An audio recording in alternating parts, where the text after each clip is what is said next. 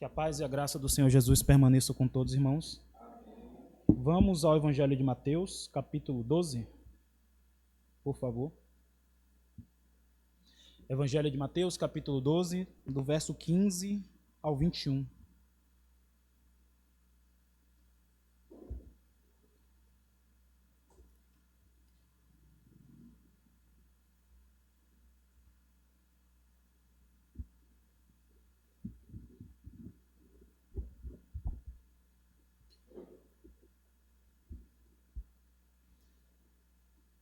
Mateus, capítulo 12,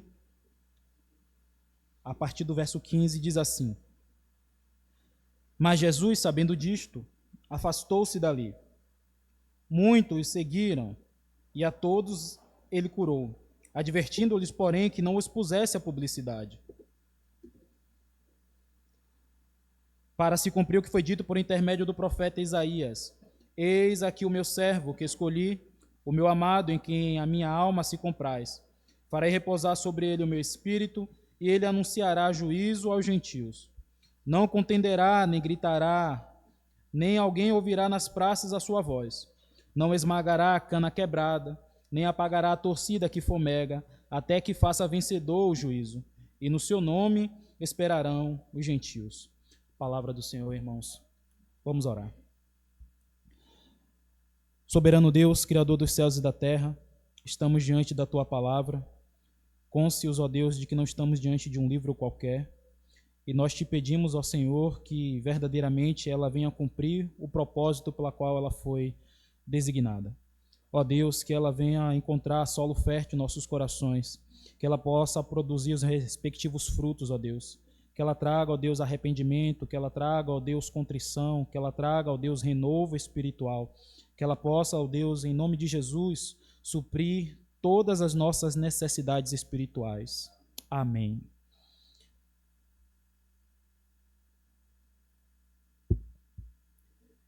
Imagine, irmãos, uma criança de maneira ansiosa e com a grande expectativa pelo seu aniversário. Ela tem aquela expectativa e aquela certeza de receber um grande presente. O presente dos seus sonhos. Talvez um videogame que ela tinha visto na vitrine, um videogame de última geração, um novo celular, ou até mesmo uma bicicleta mais moderna. Mas quando ela se depara com aquele presente embrulhado e ao rasgar aquele embrulho com tanta avidez e aquela expectativa de saber o que tem ali dentro, ela tem o seu anseio, o seu desejo, a sua expectativa de certa forma frustrada, porque ao invés de encontrar aquilo que ela desejava, ela se depara com um livro, por exemplo. Vem aquela decepção, aquela frustração de início. Não era o que ela queria. Mas com o tempo, ao abrir aquele livro, ao lê-lo, ela descobre um mundo que transforma a sua mente e o seu coração. O presente que parecia aparentemente ser frustrante, agora, na verdade, se torna exatamente aquilo que ela estava precisando. Essa pequena ilustração, irmãos, ela de início vai nos ajudar a entender uma das grandes tensões que nós encontramos quando nós lemos o Evangelho, que é justamente aquela diferença entre o Cristo esperado e o Cristo real. O povo de Israel, cansado pelos séculos de tanta opressão, especialmente imposta pelo Império Romano, ansiava por um libertador. Esperava um Messias como Davi, forte, guerreiro, conquistador.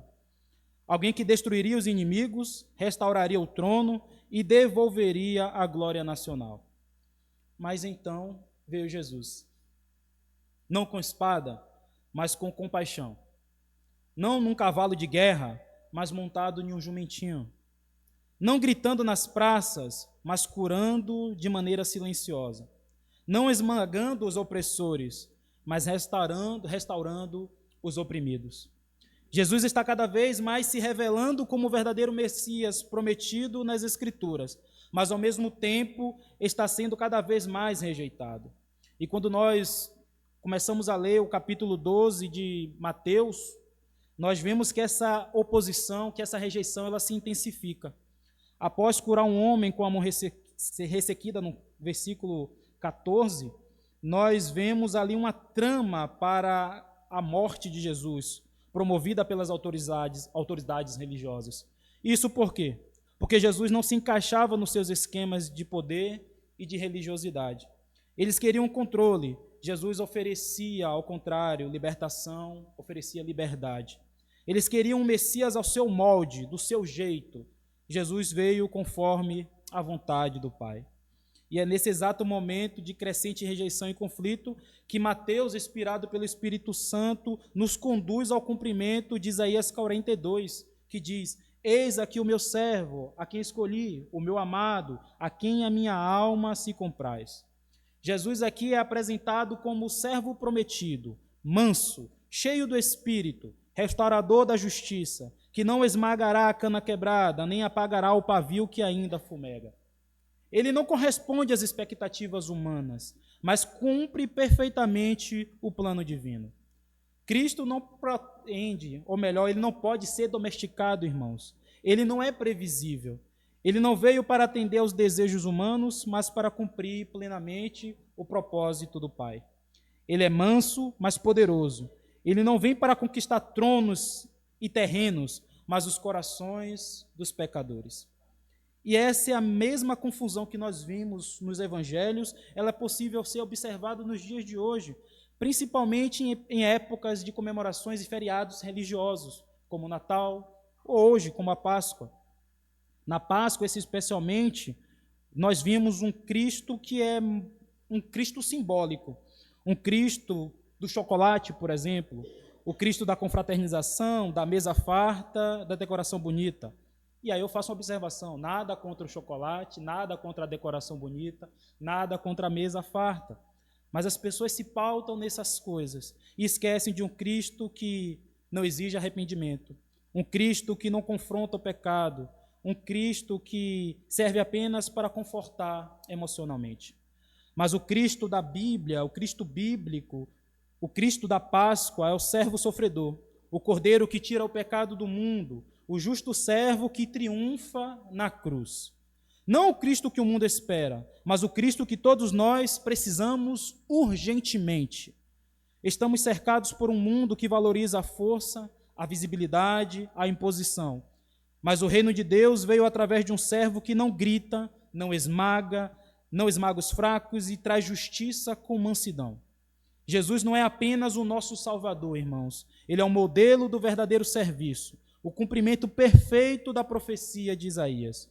Por isso, feita essa breve introdução, eu quero meditar com os irmãos sobre o perfil do servo de Deus. E, obviamente, que quando eu falo servo, estou me referindo a um servo com S maiúsculo, porque estamos nos referindo especificamente ao Senhor Jesus Cristo. O perfil do servo de Deus. A primeira observação, irmãos, que eu quero fazer está no versículo, na primeira parte do verso 18. Eis aqui o meu servo que escolhi, o meu amado. Jesus aqui é apresentado como o servo de Deus.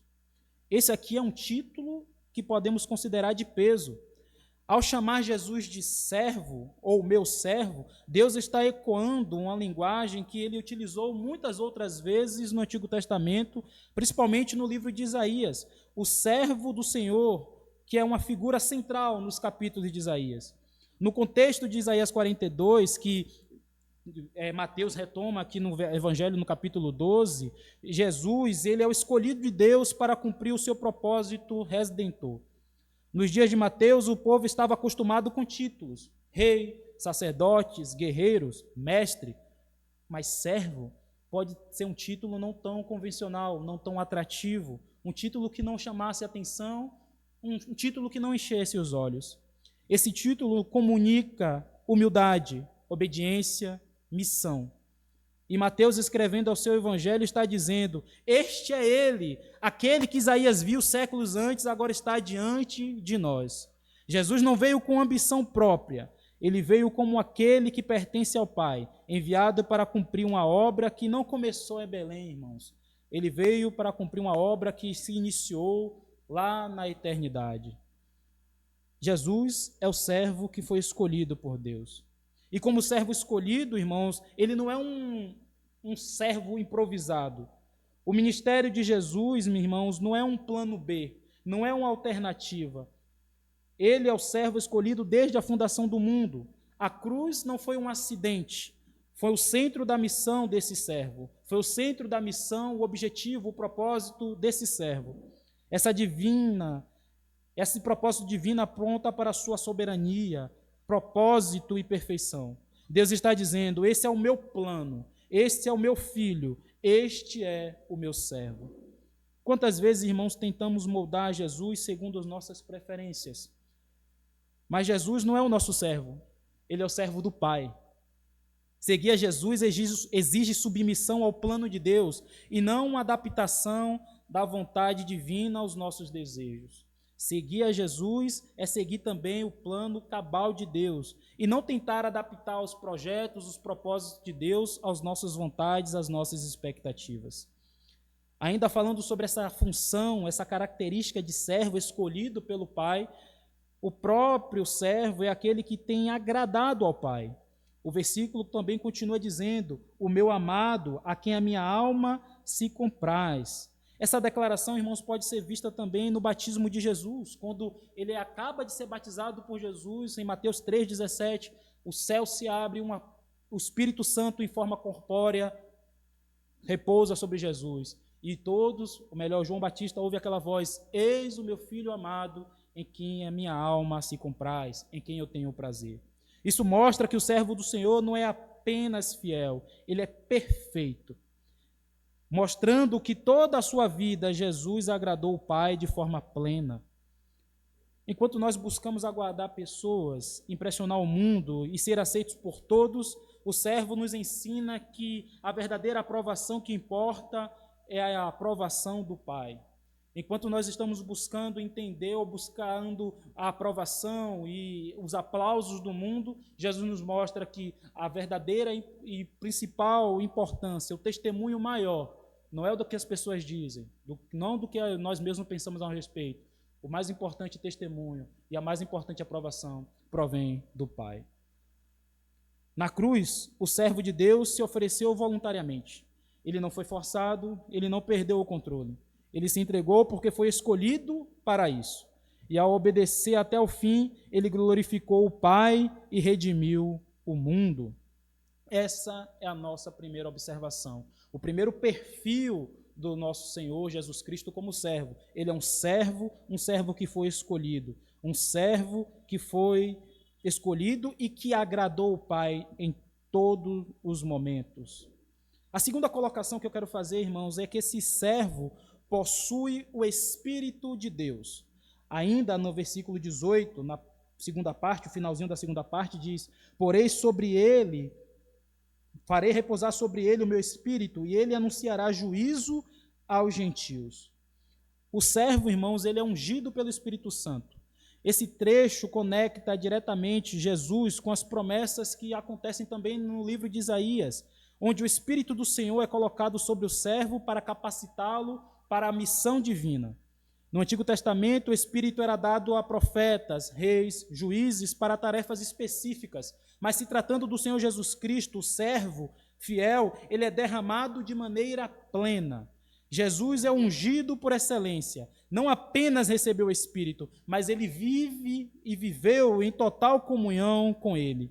Isso foi visível no seu batismo, como eu relatei agora. O Espírito Santo desceu sobre ele como forma corpórea de pomba. Jesus não cumpriu sua missão com base na força humana, mas no poder do Espírito. Se o perfeito servo de Deus, irmãos, precisou da capacitação do Espírito Santo para realizar sua obra, quanto nós, servos imperfeitos, servos com nossas próprias debilidades, quanto nós não precisaremos também do Espírito Santo para cumprir a obra, as ordens do nosso Senhor. Jesus é o servo que foi ungido pelo Espírito Santo. E essa unção, ela é uma confirmação da sua identidade e da sua missão. O Espírito Santo é o selo da aprovação divina. Ele carimba, ele dá uma autenticidade que este não é apenas um profeta, é o servo esperado, cheio do Espírito Santo.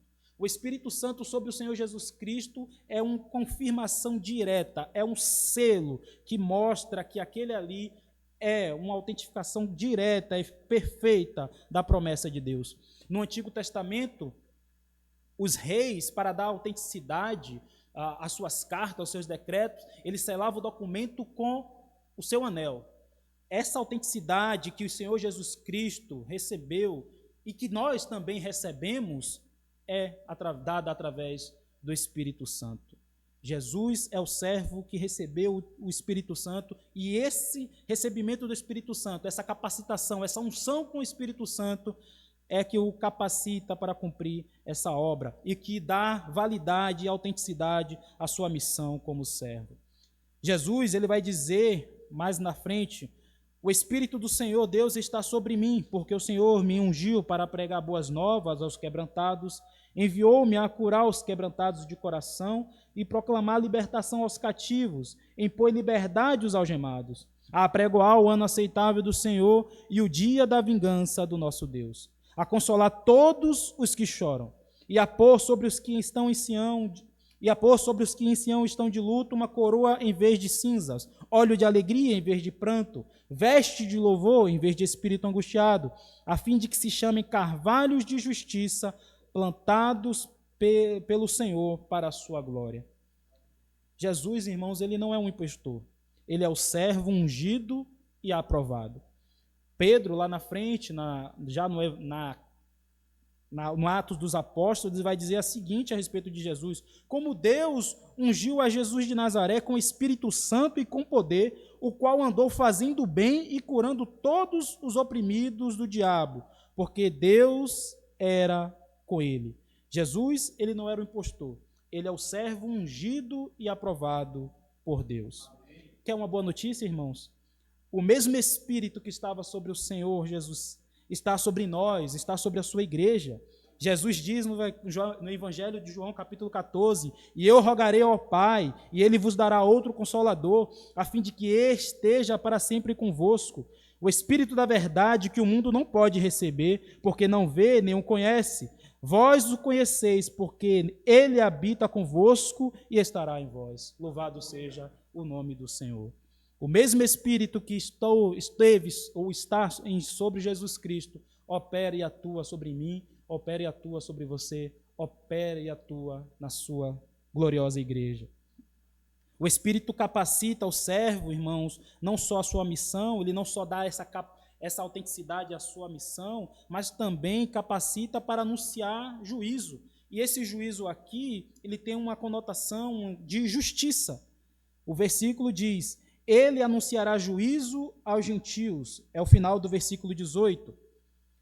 Essa palavra juízo aqui, ela pode ser traduzida como justiça, no sentido de trazer padrão justo aquilo que Deus determina. Um padrão que é completamente diferente daquilo que o mundo colocou. É o padrão de Deus, é a ordem de Deus.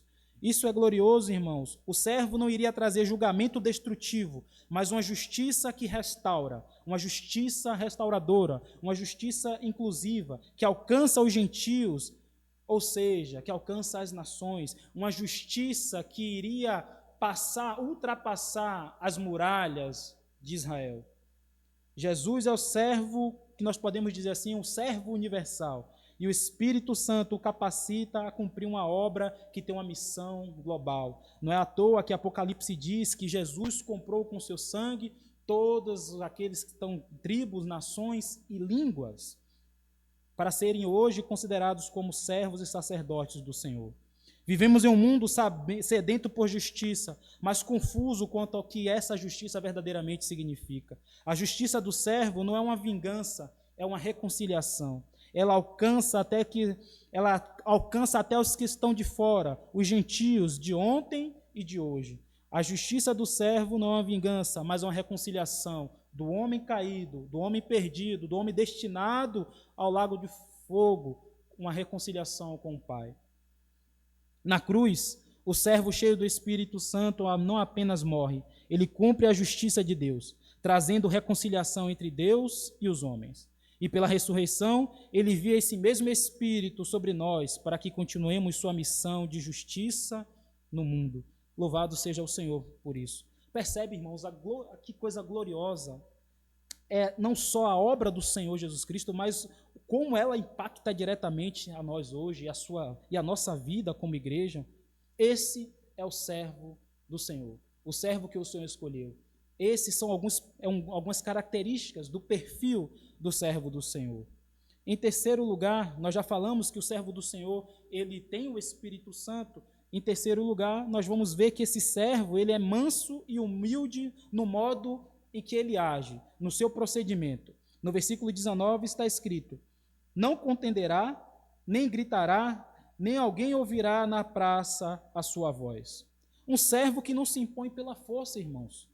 Um servo que não se impõe ou que não busca impor de forma autoritária. No contexto do primeiro século, tanto judeus quanto romanos valorizavam os líderes que se impunham. Os judeus esperavam um Messias guerreiro que confrontasse o império. Os romanos celebravam os heróis que, por sua força e por sua capacidade, a sua oratória que contagiava, a sua oratória que dominava, a sua oratória que tomava o palco, a plateia. Mas o servo do Senhor age de forma completamente oposta. Ele não contende, nem clamará. Ou seja, ele não se levanta em discussões violentas, não grita para atrair atenção, ele não domina pela autoridade ou pelo tom da sua voz. Não é o quanto Jesus grita ou a capacidade que ele tem de gritar que vai fazer com que as pessoas se acheguem a ele e se acheguem ao Pai. Isaías, ou melhor, Zacarias, no capítulo 9, verso 9, diz: alegra-te muito, ó filha de Sião, eis aqui o teu rei, virá a ti justo e salvador, humilde e montado sobre um jumentinho.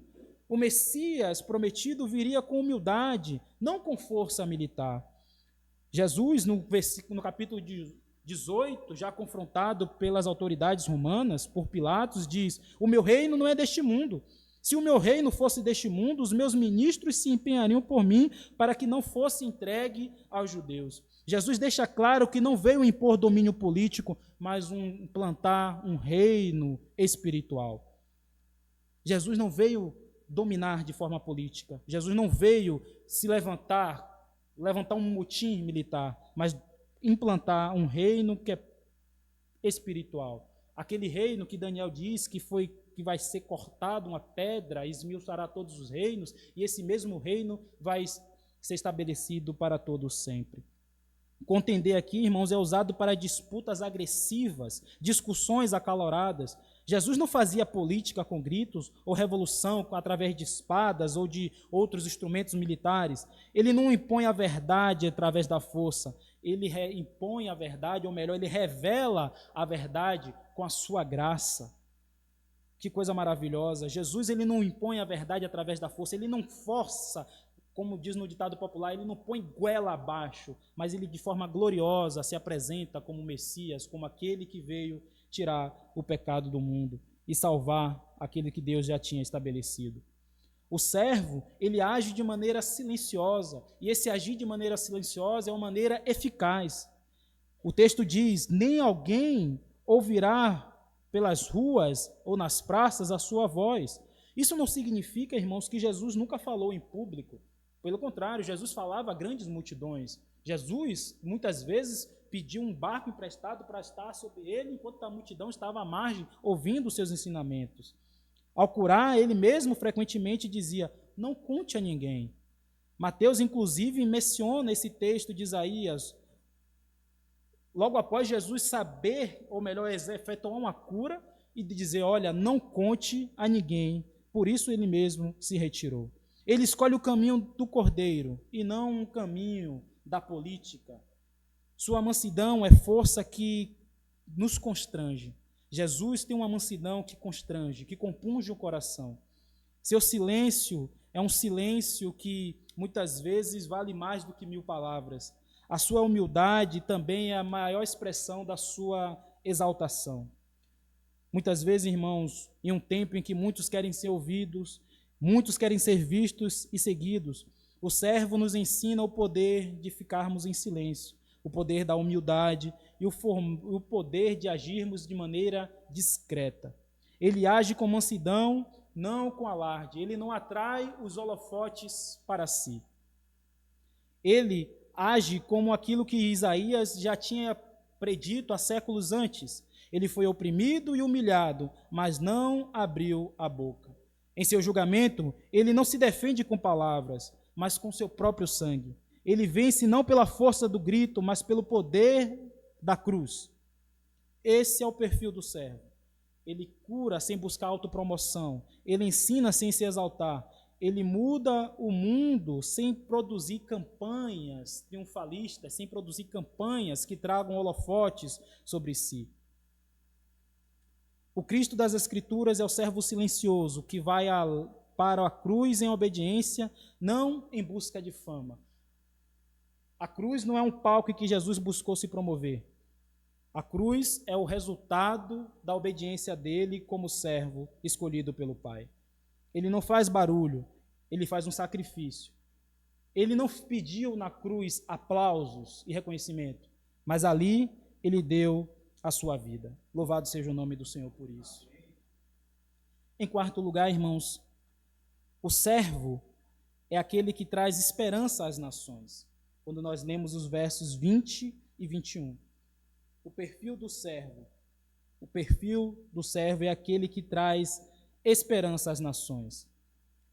Não esmagará a cana quebrada, verso 20, nem apagará a torcida que fumega, até que faça vencedor o juízo. E no seu nome esperarão os gentios.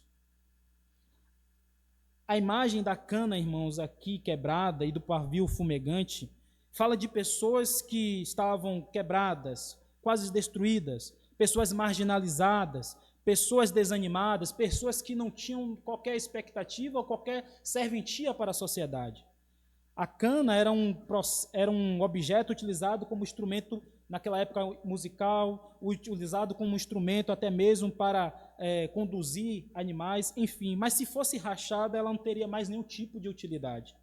O pavio fumegante é aquele com pouca utilidade, porque não tinha mais a capacidade e o combustível para iluminar. Então ele já estava prestes a ser inutilizado.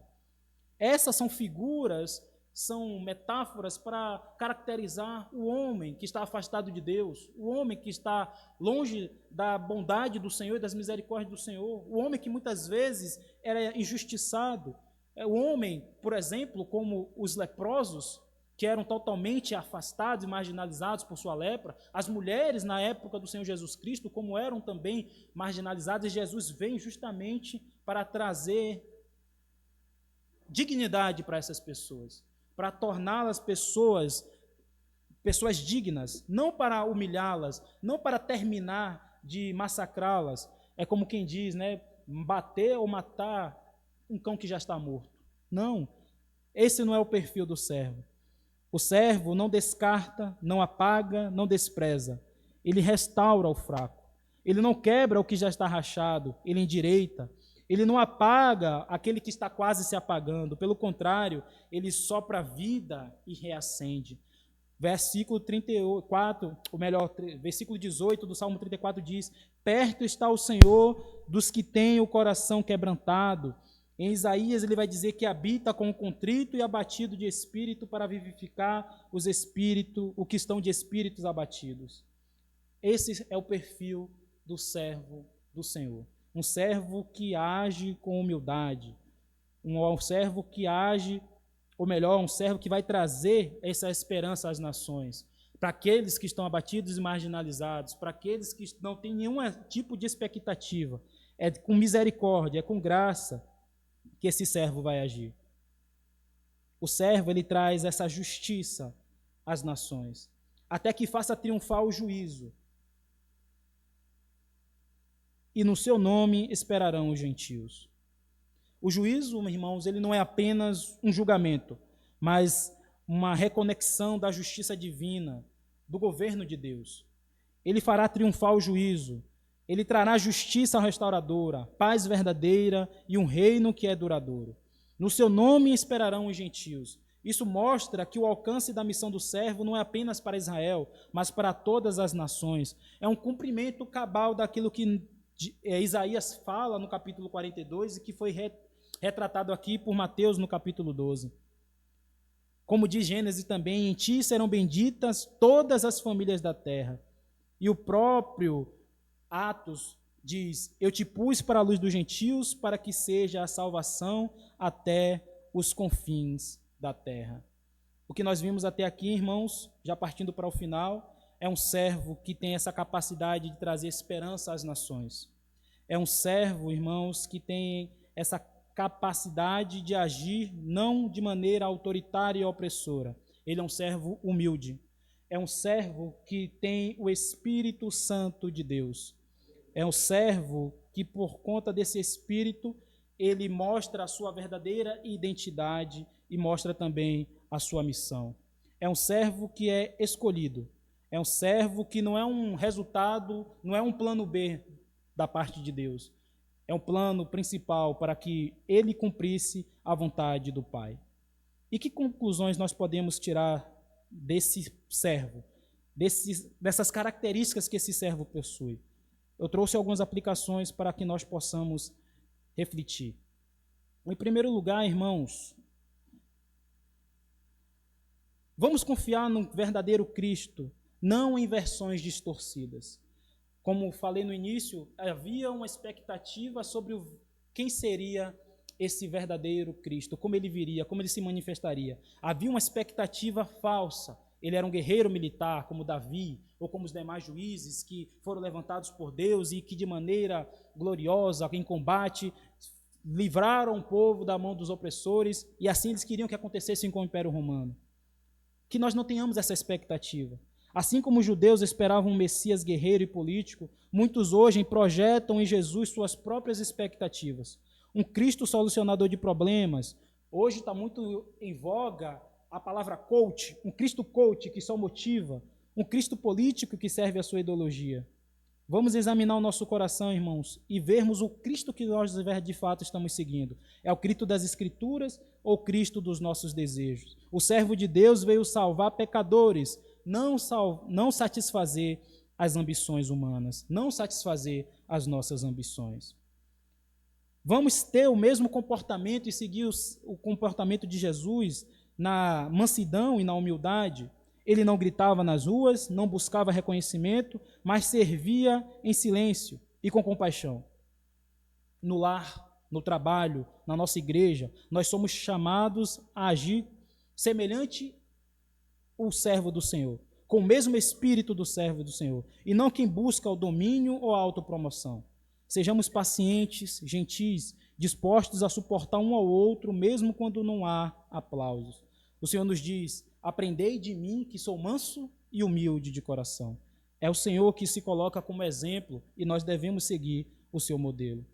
Vamos, irmãos, valorizar aqueles que são fracos, em terceiro lugar, e vamos nos recolocar como um fraco também entre eles. O servo não despreza a cana quebrada, nem o pavio que fumega. Ele restaura. Há pessoas que podem estar no nosso redor, que para o mundo já está sido considerado um descarte, alguém inútil, por causa de questão emocional, espiritualmente ou socialmente, é algo que o mundo totalmente já descartou. Seja alguém que não apaga pavios, mas que acende a esperança no meio dessas pessoas que estão desalentadas, no meio dessas pessoas que estão tristes, que não veem mais o caminho. O meio que usamos para acender a esperança é através da pregação do Evangelho, seja para aqueles que já estão aqui dentro, para aqueles que estão fora. Vamos ser aquele. E se nós, irmãos, nos sentimos nessa condição de fracos e desalentados, lembremos que para o Senhor Jesus Cristo nós temos valor. Como Ele mesmo tem dito: eu não te abandonarei, nunca, jamais te deixarei. Eis que estou convosco todos os dias até a consumação do século. Louvado seja o Senhor. Vamos espalhar a esperança, irmãos, no nome de Jesus entre as pessoas. O texto diz: no seu nome esperarão todos os gentios. O servo é esperança para todos, nós brasileiros, estrangeiros, aqueles que estão em outras religiões, os que estão em famílias desajustadas, vizinhos, colegas de trabalho. Jesus não veio apenas para os seus, ele veio para os que estavam fora dos muros de Israel. Seu nome deve ser anunciado com mansidão, mas também com ousadia. Falemos de Jesus com convicção, com verdade e também com graça. E por último, para aqueles que ainda não tiveram um compromisso com o Senhor, para aqueles que estão aqui hoje, que talvez estejam apenas frequentando, que têm já ouvido já muitas vezes o Evangelho, para aqueles que estão nos acompanhando, que estão assistindo essa transmissão. Jesus é o servo que veio por mim e por você. Mesmo que você não se sinta na melhor condição, se sinta quebrado, apagado ou distante. O texto diz: a cana quebrada ele não esmagará, nem apagará o pavio que fumega.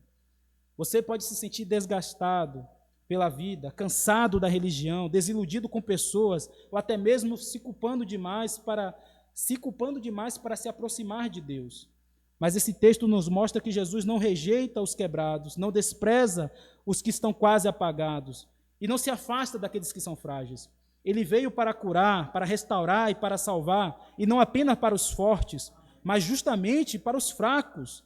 Ele não veio para os que se acham justos, mas que se reconhecem que precisam de um Salvador.